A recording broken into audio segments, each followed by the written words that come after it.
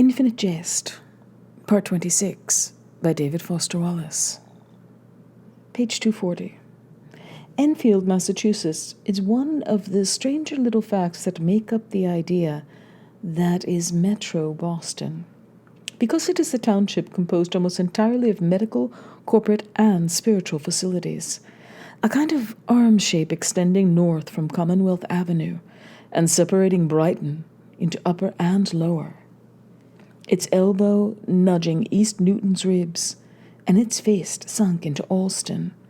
Enfield's broad municipal tax base includes St. Elizabeth's Hospital, Franciscan Children's Hospital, the Universal Bleacher Company, the Provident Nursing Home, the Schuco Mist Medical Pressure Systems Incorporated, the Enfield Marine Public Health Hospital Complex, the Sveld Nail Company, half the Metro Boston turbine, and generating stations of Sunstrand Power and Light. The part that gets taxed is in incorporated Allston. Corporate headquarters for the Acme family of air displacement effectuators, meaning that they make really big fans. The Enfield Tennis Academy, St. John of God Hospital, Hanneman Orthopedic Hospital, the Leisure Time Ice Company,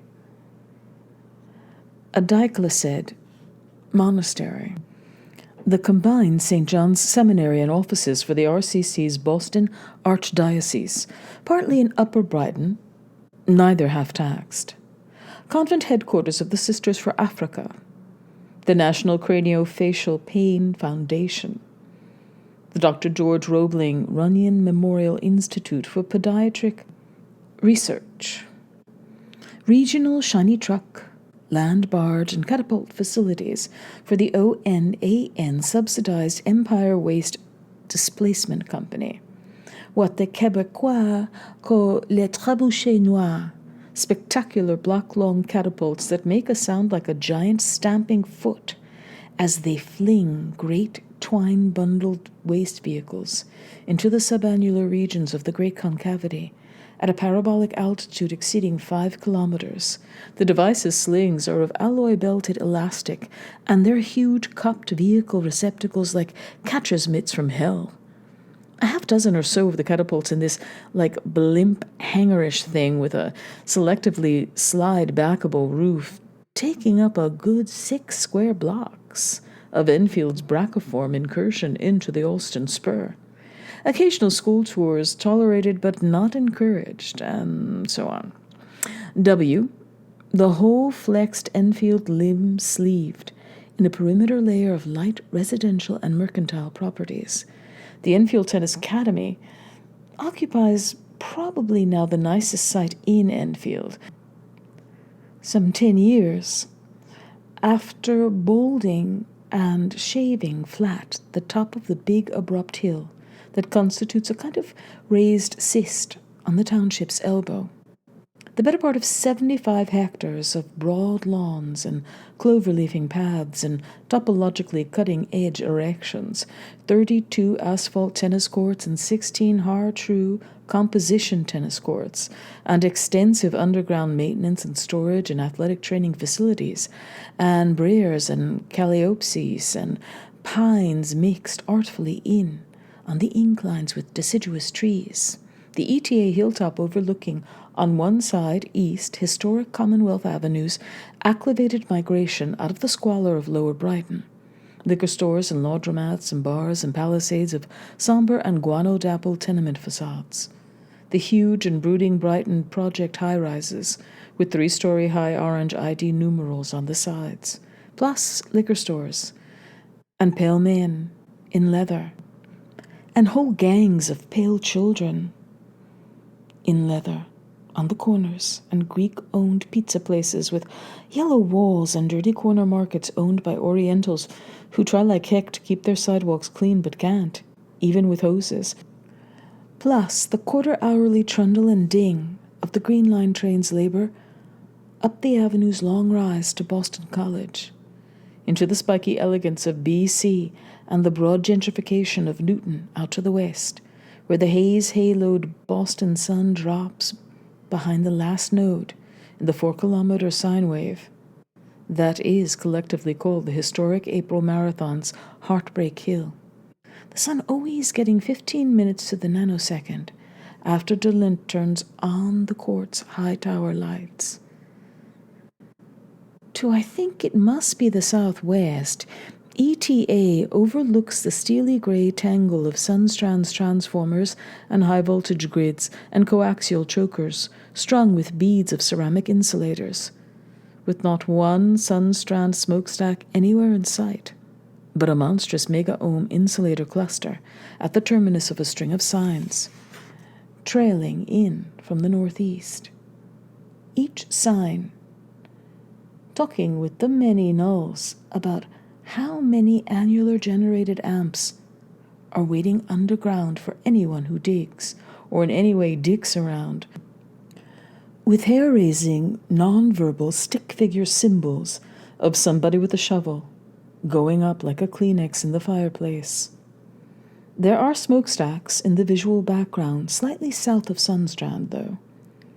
From the EWD hangars, each stack with a monstrous Asks Me 2100 series ADE fan bolted behind it and blowing due north with an insistent high-pitched fury that is somehow soothing orally.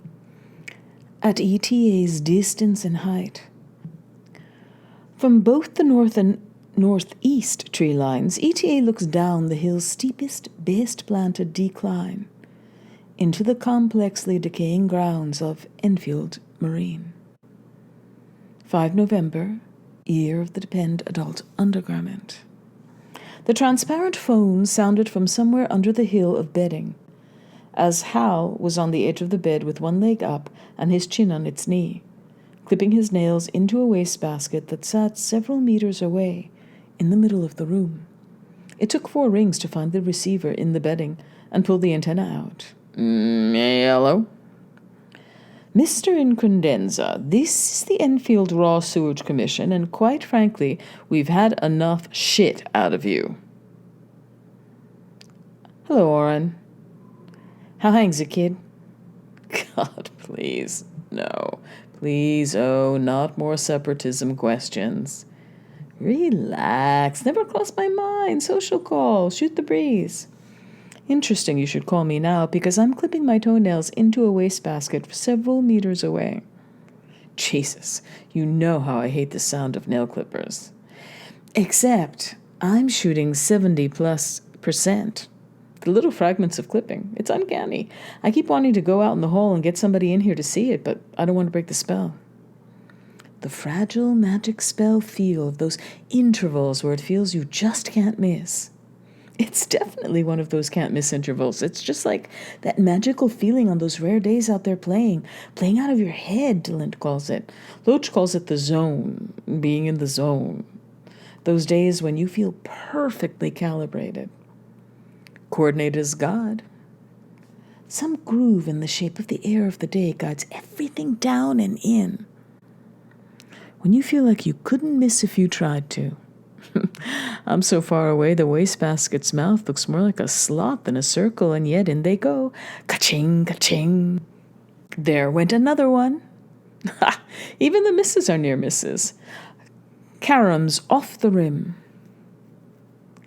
I'm sitting here with the leg in a whirlpool in the bathroom of a Norwegian deep tissue therapist ranch-style house 1,100 meters up in the Superstition Mountains.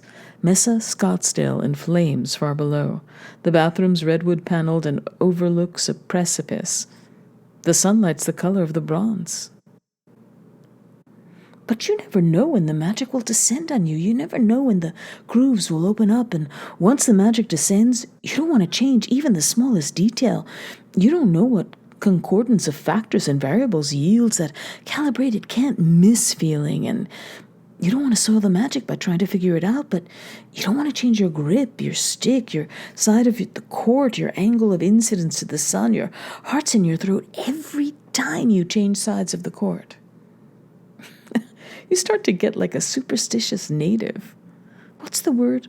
Propitiate the divine spell. I suddenly understand the Gesundheit impulse, The salt over the shoulder and the apotropaic barn signs. I'm actually frightened to switch feet right now. I'm clipping off the tiniest aerodynamically viable clippings possible to prolong the time on this foot, in case the magic's a function of the foot. This isn't even the good foot.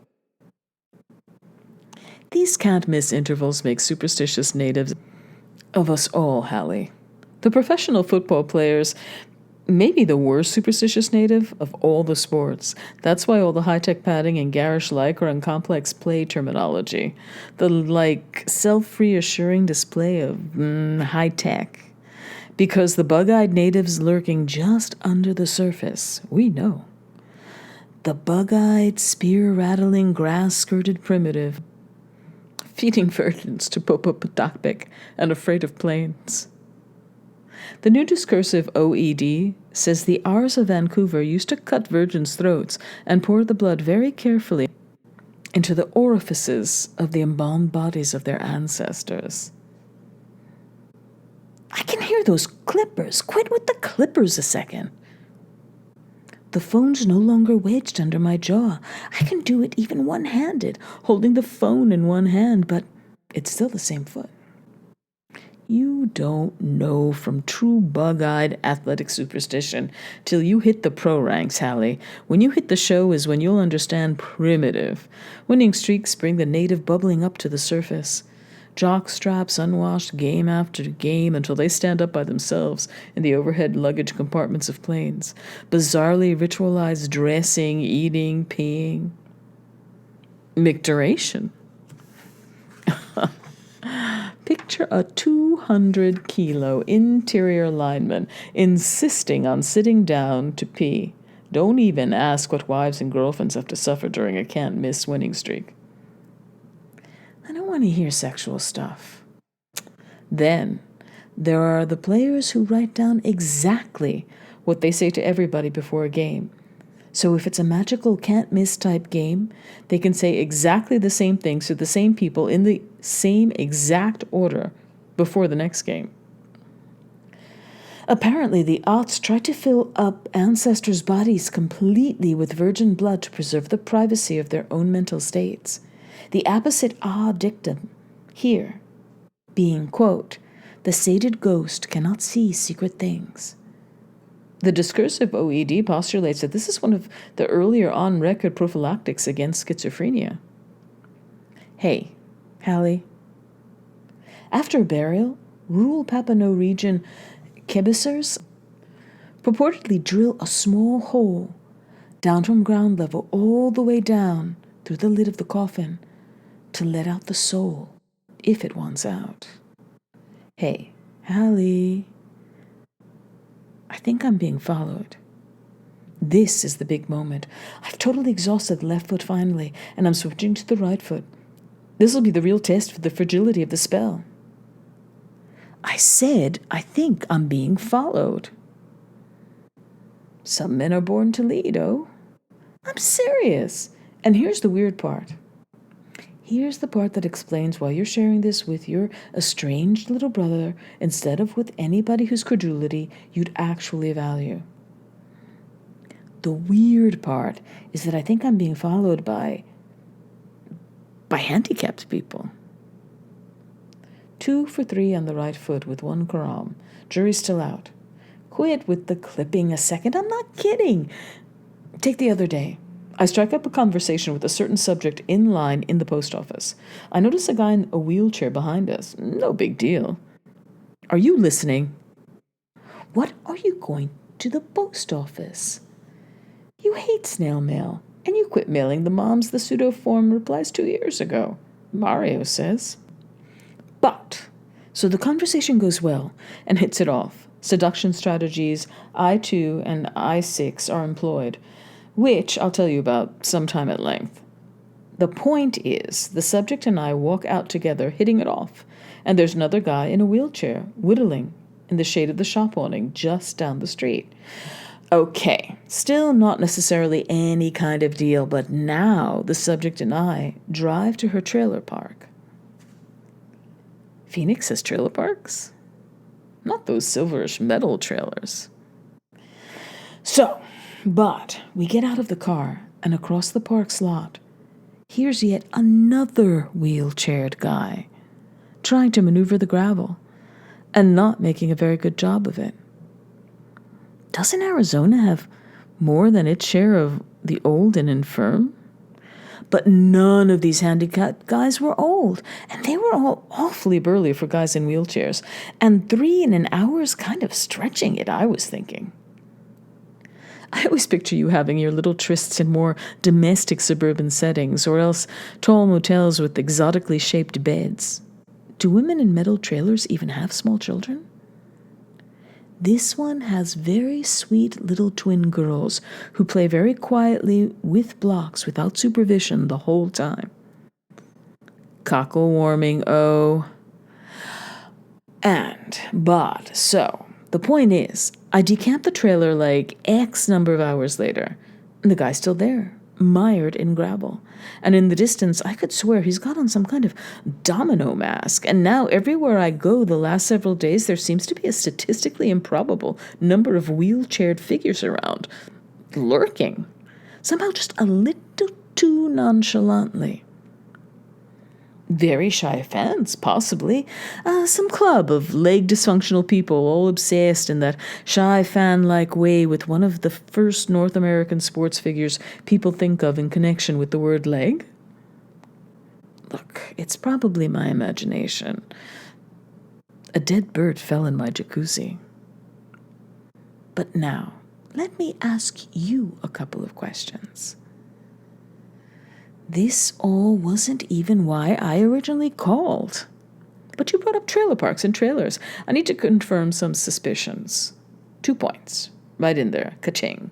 Never having been in a trailer, and even the discursive OED having pretty much of a lacuna where trailer park trailers are concerned. And this is the one supposedly non-Bats family member I call. This is who I reach out to.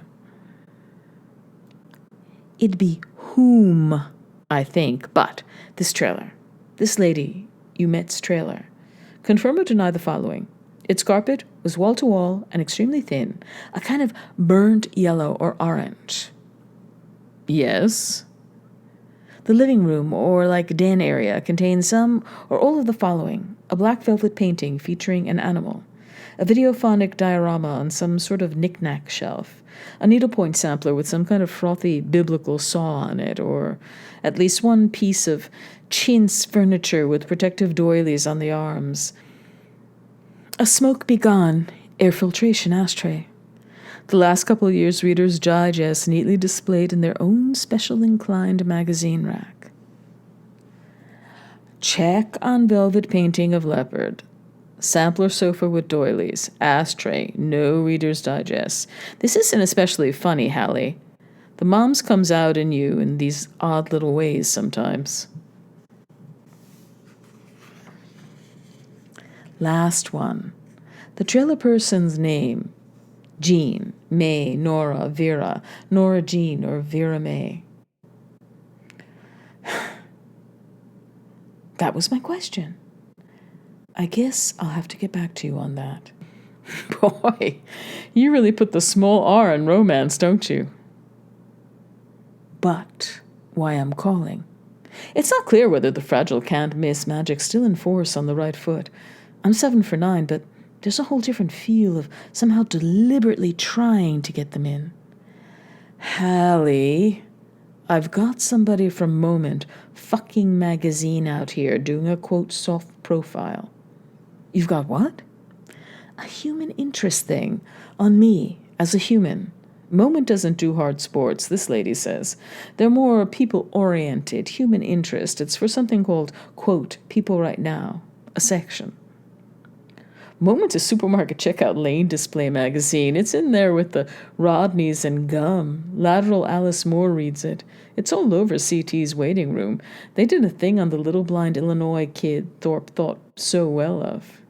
How?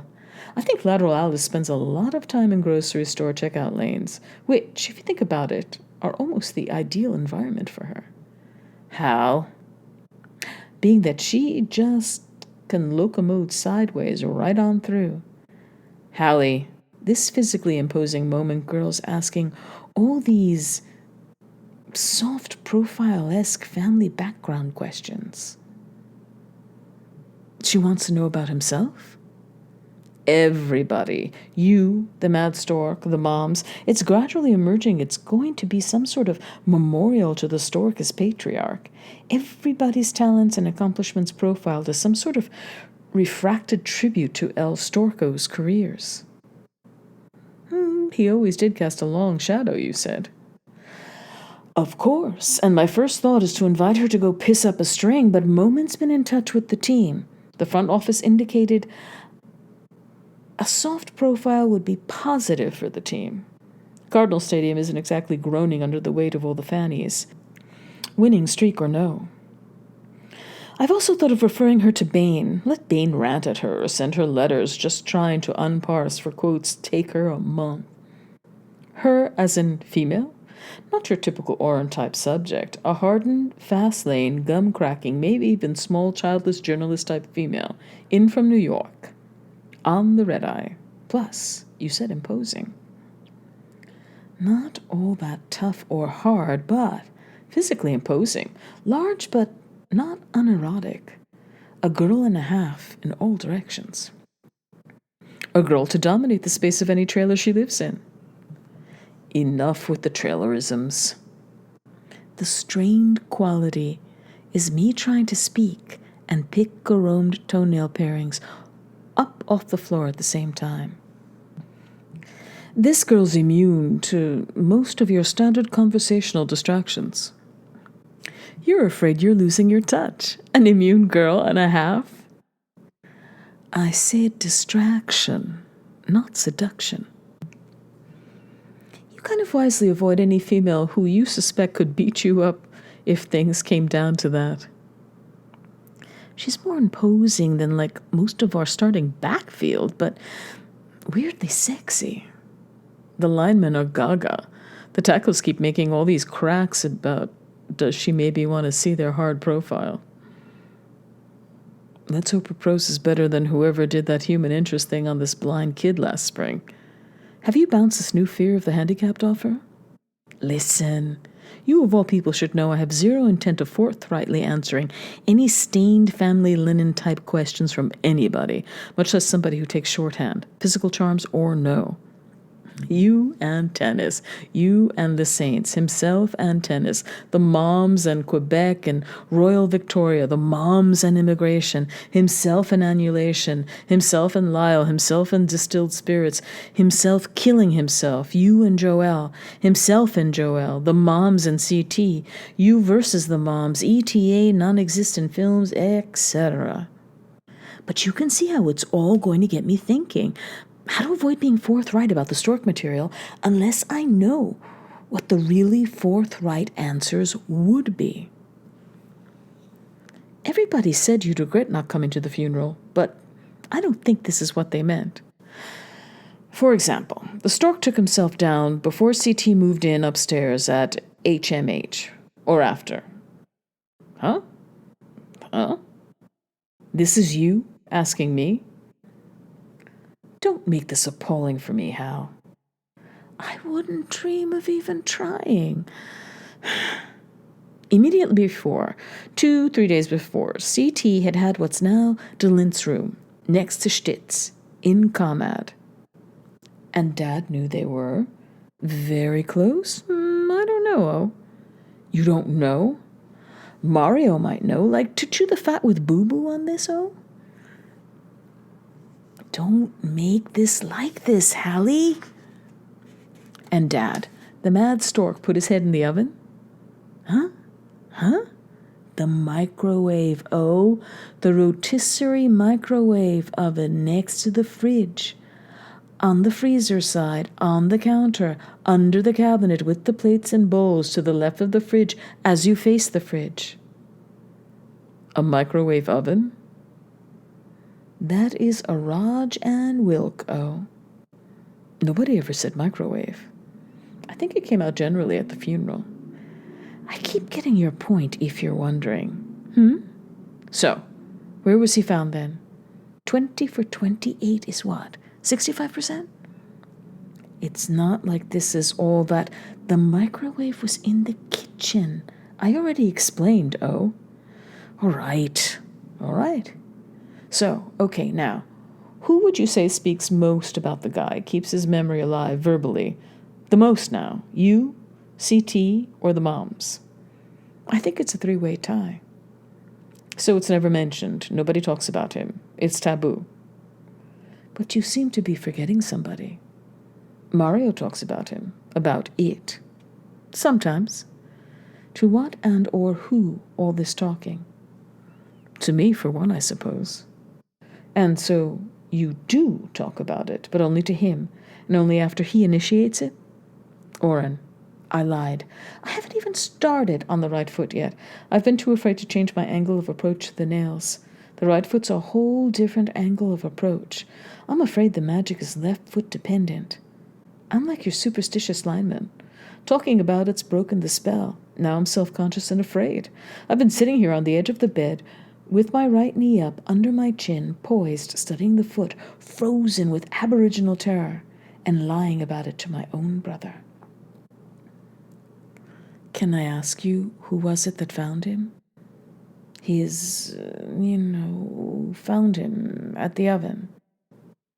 Found by one Harold James Incandenza, 13, going on really old. You were who found him? Not the moms? Listen, may I ask why this sudden interest after 4 years, 216 days, and with 2 years of that not even once, even calling? I've already said I don't feel safe not answering Helen's questions if I haven't got a handle on what I'm not saying.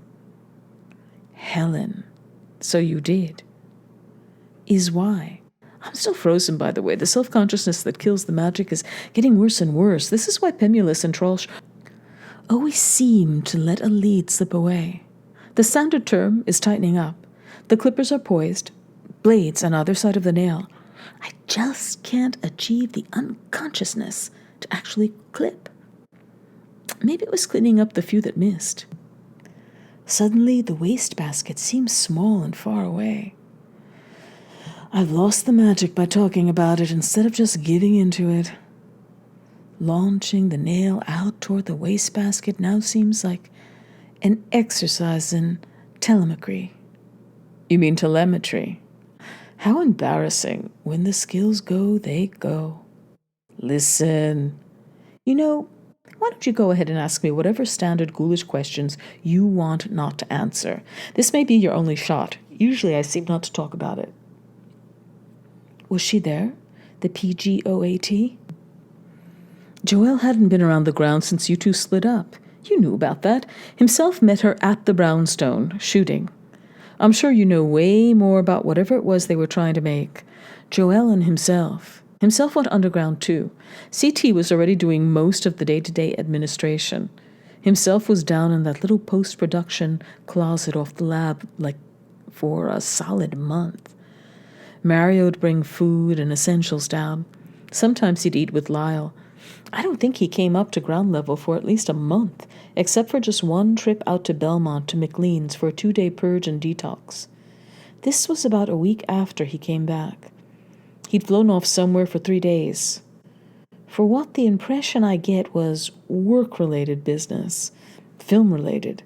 If Lyle didn't go with him, Lyle went somewhere because he wasn't in the weight room. I know Mario didn't go with him and didn't know what was up. Mario doesn't lie. It was unclear whether he'd finished whatever he was editing. Himself, I mean. He stopped living on the April 1st, if you weren't sure was the day. I can tell you on April 1st because he wasn't back by the time PM matches started, because I'd been around the lab door right after lunch, and he wasn't back. He went in for another detox, you say? In what, March? The moms herself emerged and risked exterior transit and took him herself, so I gather it was urgent. He quit drinking in January, Hal. It was something Joelle was real specific about. She called even after we agreed not to call, and told me about it even when, after I said I didn't want to hear about him if she was going to still be in his things. She said he hadn't had a drop in weeks. It was her condition for letting him put her in what he was doing. He said he'd do anything. Well, I don't know what to tell you. By this time, it was hard to tell whether he'd been ingesting anything or not. Apparently, at a certain point, it stops making a difference. Did he have film-related things with him when he flew somewhere? A film case, equipment? Oh, I didn't see him leave, and I didn't see him come back. He wasn't around by match time, I know. Freer beat me badly and fast. It was 4-1, 4-2, something like that. And we were the first ones done. I came around HMH to do an emergency load of laundry before dinner. This was about 16:30. I came over and came in and noticed something right away. And found him. And went to get the moms. Then changed my mind and went to get CT. Then changed my mind and went to get Lyle. But first the authority figure I ran into was Stitt, who was irreproachably brisk and efficient and sensible about everything, and turned out to be just the authority figure to go get in the first place. I didn't even think a microwave oven would go on unless the door was closed. What with microwaves oscillating all over inside, I thought there was like a refrigerator light or read-only tab-like device. You seem to be forgetting the technical ingenuity of the person we're talking about. And you were totally shocked and traumatized. He was asphyxiated, irradiated, and or burnt. As we later reconstructed the scene, he used a wide bit drill and small backsaw to make a head-sized hole in the oven door. Then, when he'd gotten his head in, he carefully packed the extra space around his neck with wadded-up aluminum foil. Sounds kind of ad hoc and jerry-rigged and haphazard. Everybody's a critic. This wasn't an aesthetic endeavor. And there was a large and half-full bottle of wild turkey found on the counter, not far away, with a large red decorative gift-wrappish bow on the neck. On the bottle's neck, you mean? That is a Raj. As in, he hadn't been sober after all. That would seem to follow, And he left no note or living will type video or communique of any kind? Oh, I know you know very well he didn't. You're now asking me stuff I know you know, besides criticizing him and making sobriety claims when you weren't anywhere near the scene or the funeral. Are we just about through here? I've got a whole long-nailed foot waiting for me here. As you reconstructed the scene, you just said. Also, it just hit me. I've got a library book I was supposed to return. I'd forgotten all about it. Kurt Wang. Reconstructed the scene? As in the scene when you found him was somehow deconstructed? You of all people, You know that was the one word he hated more. So burned then. Just say it. He was really, really badly burned. No, wait. Asphyxiated. The packaged foil was to preserve the vacuum in a space that got automatically evacuated as soon as the magnetron started oscillating and generating the microwaves. Magnetron? What do you know about magnetrons and oscillators? Aren't you the brother of mine who has to be reminded which way to turn the ignition key in a car? Brief liaison with this one subject who used to model at kitchen appliance trade shows. It was kind of a brutal brand of modeling. She'd stand there on a huge rotating Lazy Susan, in a one-piece with one thigh turned in, and a hand out, palm up, indicating the appliance next to her. Stood there smiling and spinning day after day. She'd stagger around half the evening trying to get her balance back. Did this subject, by any chance, explain to you how microwaves actually cook things? Huh? Or have you, for example, ever baked a potato in a microwave oven? Do you know you have to cut the potato open before you turn the oven on? Do you know why that is? Jesus. The BPD, field pathologist, said the buildup of internal pressures would have been almost instantaneous and equivalent in kilograms per second per centimeter to over 2 sticks of TNT. Jesus Christ, Hallie. Hence, the need to reconstruct the scene. Jesus. Don't feel bad.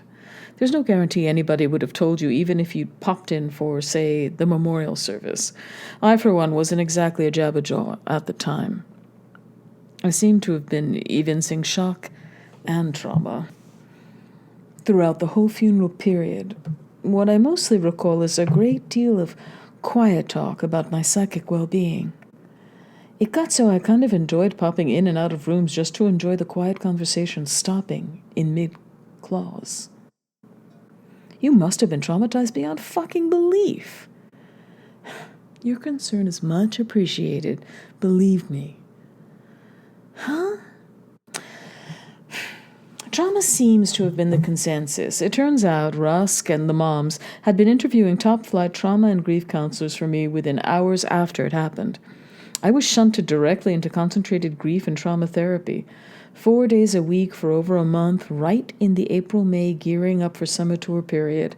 I lost 2 spots on the 14s ladder just because of all the PM matches I missed. I missed the hardcore qualies and would have missed Indianapolis if I hadn't finally figured out the grief and trauma therapy process. But it helped, ultimately, the grief therapy. The therapy ended up taking place in that professional building right up Comm Avenue past the Sunstrand Plaza by Lake Street, the one with bricks the color of Thousand Island dressing we all run by for 4 days a week. Who was to know one of the continent's top grief men was right up the street? The moms didn't want the process going on too far from the old web, if need be, I'm sure. This grief counselor insisted I call him by his first name, which I forget. A large, red, meaty character with eyebrows at a demonic-looking cyclical angle and very small, nubby, gray teeth and a mustache. He always had the remains of a sneeze in his mustache. I got to know that mustache very well. His face had that same blood pressure flush CT's face gets, and let's not even go into the man's hands. The moms had Rusk shunt you to a top grief pro so she wouldn't have to feel guilty about practically sawing the hole in the microwave door herself. Among other little guilt and anti-guilt operations, she always did believe himself was doing more with Joelle than work. Poor old himself never had eyes for anybody but the moms. This was one tough hombre, this grief counselor. He made a Rusk session look like a day on the Adriatic. He wouldn't let up. How did it feel? How does it feel? How do you feel when I ask how it feels? Rusk always reminded me of a freshman fumbling with some subject's bra, the way she sort of tug and fumble at your head. The man was unsatisfiable and scary. Those eyebrows, that ham-rind face, bland little eyes. He never once turned his face away or looked away at anything but right at me. It was the most brutal 6 weeks of full-bore professional conversation anybody could imagine. With fucking CT already moving his collection of platform shoes and unconvincing hairpieces and Stairmaster and upstairs at HMH already. The whole thing was nightmarish. I just couldn't figure out what the guy wanted. I went down and chewed through the Copley Square Library's grief section. Not disc, the actual books. I read Kubler-Ross, Hinton. I slogged through Castenbaum and Castenbaum. I read things like Elizabeth Harper Neal's 7 Choices, Taking the Steps to New Life After Losing Someone You Love, which was 352 pages of sheer goo. I went in and presented with textbook perfect symptoms of denial, bargaining, anger, still more denial, depression. I listed my 7 textbook choices and vacillated plausibly between and among them. I provided etymological data on the word acceptance all the way back to Wycliffe and 14th century Languedoc French. The grief therapist was having none of it. It was like one of those final exams and nightmares where you prepare immaculately and then you get there and all the exam questions are in Hindi.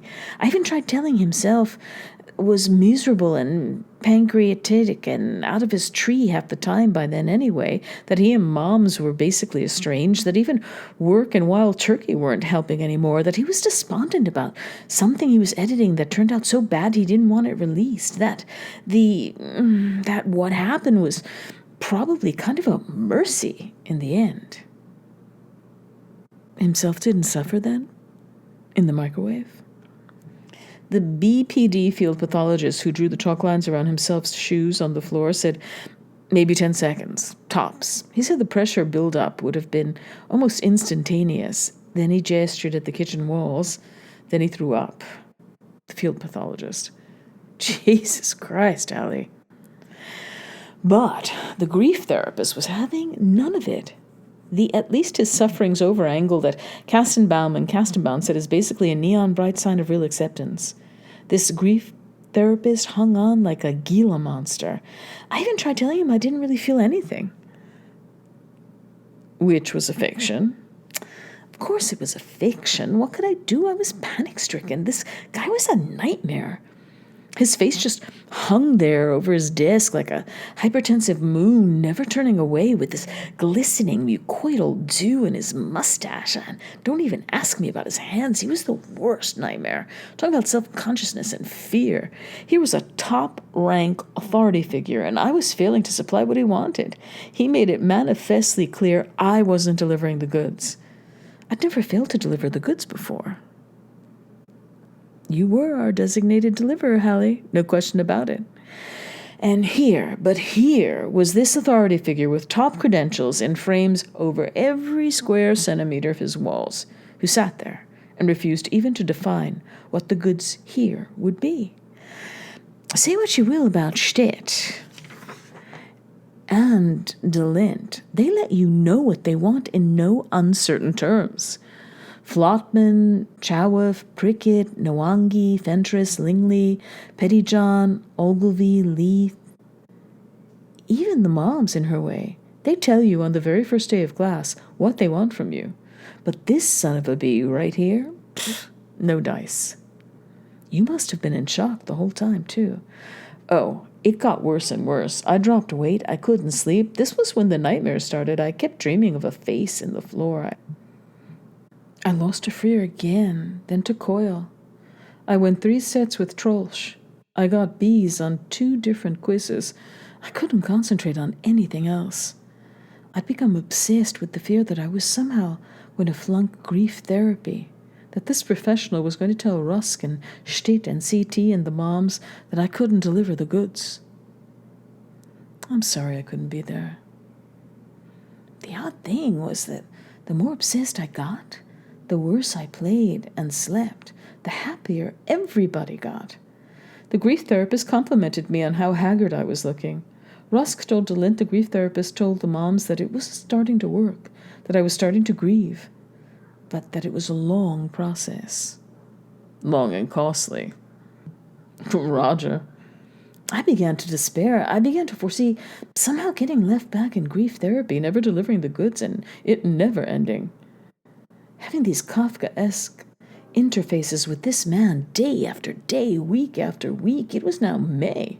The Continental Clays I'd gotten all the way to the 4th round of the year before were coming up, and it became quietly clear that everybody felt I was at a crucial stage in the long, costly grieving process, and I wasn't going to get to go with the contingent to Indianapolis unless I could figure out some last-ditch way to deliver the emotional goods to this guy.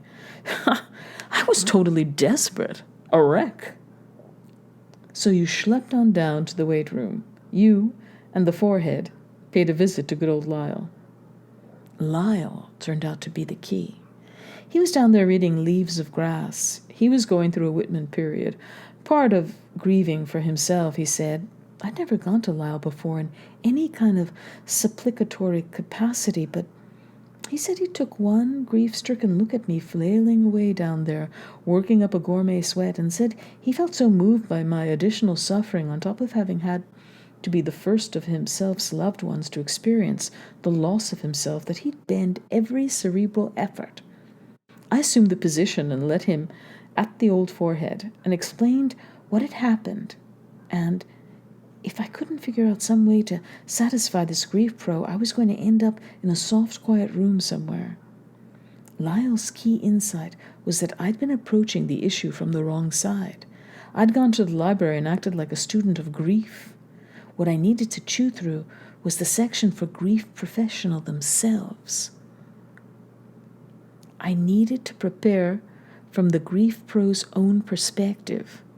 How could I know what a professional wanted unless I knew what he was professionally required to want, etc.?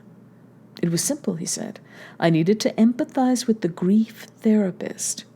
Lyle said, if I wanted to spread a broader breast than my own. It was such a simple version of my normal goods delivery preparation system that it hadn't once occurred to me, Lyle explained. Lyle said all that? That doesn't sound like Lyle. But a sort of soft light broke inside me for the first time in weeks. I called a cab, still in my towel. I jumped in the cab before it had even stopped at the gate. I actually said, the nearest library with a cutting-edge professional grief and trauma therapy section, and step on it, etc., etc. The Lyle my class knew wasn't a how to deliver the goods to authorities type figure. By the time I hit the grief therapist the next day, I was a different man. Immaculately prepared, unfazable. Everything I'd come to dread about the man, the eyebrows, the multicultural music in the waiting room, the implacable stare, the crusty mustache, the little gray teeth, even the hands. Did I mention that this grief therapist hid his hands under his desk at all times? But you got through it. You grieved to everybody's satisfaction, you're saying. What I did, I went in there and presented with anger at the grief therapist. I accused the grief therapist of actually inhibiting my attempt to process my grief by refusing to validate my absence of feelings. I told him the truth already. I used foul language and slang. I said I didn't give a damn if he was an abundantly credentialed authority figure or not. I called him a shithead. I asked him what the cockshitting fuck he wanted from me. My overall demeanor was paroxysmic. I told him that I didn't feel anything, which was the truth. I said it seemed like he wanted me to feel toxically guilty for not feeling anything. Notice I was subtly inserting certain loaded professional grief therapy terms like validate, process as a transitive verb, and toxic guilt. These were library-derived. The whole indifference this time, you were walking on court-oriented with a sense of where the lines were, Shit would say. The grief therapist encouraged me to go with my paroxysmic feelings, to name and honor my rage. He got more and more pleased and excited as I angrily told him I flat out refused to feel one iota of guilt of any kind. I said what I was supposed to have lost even more quickly to free her so I could have come around HMH in time to stop himself. It wasn't my fault, I said. It wasn't my fault I found him. I shouted. I was down to black street socks. I had legitimate emergency-grade laundry to do. By this time I was pounding myself on the breastbone with rage as I said it was just, by God, was not my fault. That what? That's just what the grief therapist said. The professional literature had a bold front section on the abrupt pauses in high-effect speech. The grief therapist was now leaning way forward at the waist. His lips were wet. I was in the zone, therapeutically speaking. I felt on top of things for the first time in a long time. I broke eye contact with him. That I'd been hungry, I muttered. Come again? That's just what he said. The grief therapist. I muttered that it was nothing, just that it damn sure wasn't my fault that I had the reaction I did when I came in through the front door of HMH before I came into the kitchen to get to the basement stairs and found himself with his head in what was left of the microwave. When I first came in, and was still in the foyer trying to get my shoes off without putting the dirty laundry bag down on the white carpet and hopping around and couldn't be expected to have any idea what had happened. I said nobody can choose or have any control over their first unconscious thoughts or reactions when they come into a house. I said it wasn't my fault that my first unconscious thought turned out to be, Jesus, kid, what? That something smelled delicious, I screamed. The force of my shriek almost sent the grief therapist over backwards in his leather chair. A couple credentials fell off the wall. I bent over in my non-leather chair, as if for a crash landing. I put a hand to each temple and rocked back and forth in the chair, weeping.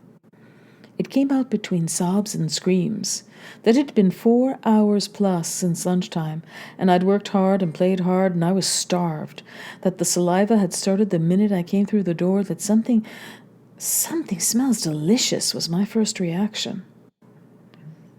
But you forgave yourself. I absolved myself within 7 minutes left in the session, right there in full approving view of the grief therapist. He was ecstatic. By the end, I swear his side of the desk was half a meter off the floor at my grief therapist textbook breakdown into genuine affect and trauma and guilt and textbook ear-splitting grief. Then, absolution. Christ on a jet ski, Hallie. Huh? But you got through it. You really did grieve, and you can tell me what it was like, so I can say something generic but convincing about loss and grief for Helen for a moment. But I'd omitted that somehow the single most nightmarishly compelling thing about this top grief therapist was that his hands were never visible. The dreadfulness of the whole 6 weeks somehow coalesced around the issue of the guy's hands. His hands never emerged from under the desk. It was as if his arms terminated at the elbow. Beside mustache material analysis, I also spent large blocks of each hour trying to imagine the configurations and activities of those hands under there. Hallie, let me just ask, and then I'll never bring it back up again. You implied before that what was especially traumatic was that himself's head had popped like an uncut spud.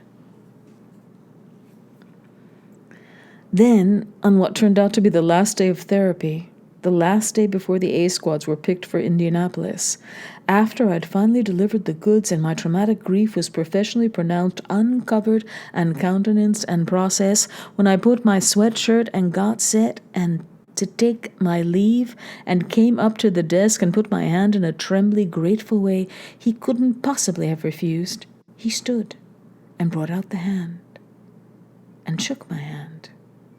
I finally understood. His hands were disfigured or something? His hands were no bigger than a 4-year-old girl's. It was surreal. This massive authoritative figure with a huge red meaty face and thick walrus mustache and dewlaps and a neck that spilled over the rim of his shirt collar, and his hands were tiny and pink and hairless and butt-soft, delicate as shells. The hands were the capper. I made it out of the office before it started. The cathartic, post-traumatic, re-experience hysteria? You reeled out of there. I barely made it to the men's room down the hall. I was laughing so hysterically, I was afraid all the periodontists and CPAs on the other side of the men's room would hear. I sat in a stall with my hands over my mouth, stamping my feet and beating my head against the first one side of the stall and then the other in hysterical mirth. If you could have seen those hands. But you got through it all, and you can thumbnail sketch the overall feeling for me. What I feel is myself gathering my resources for the right foot finally. That magic feeling's back. I'm not lining up the vectors for the wastebasket or anything. I'm not even thinking. I'm trusting the feeling. It's like that celluloid moment when Luke removes his high-tech targeting helmet. What helmet? You know, of course, that human nails are the vestiges of talons and horns, that they're atavistic like coccyges and hair, that they develop in utero long before the cerebral cortex. What's the matter? That at some point in the first trimester we lose our gills but are now little more than a bladdery sac of spinal fluid and a rudimentary tail and hair follicles and little microchips of vestigial talon and horn. Is this to make me feel bad? Did this fuck you up, me probing for details after all this time? Did it reactivate the grief? Just one more confirmation. The trailer's interior.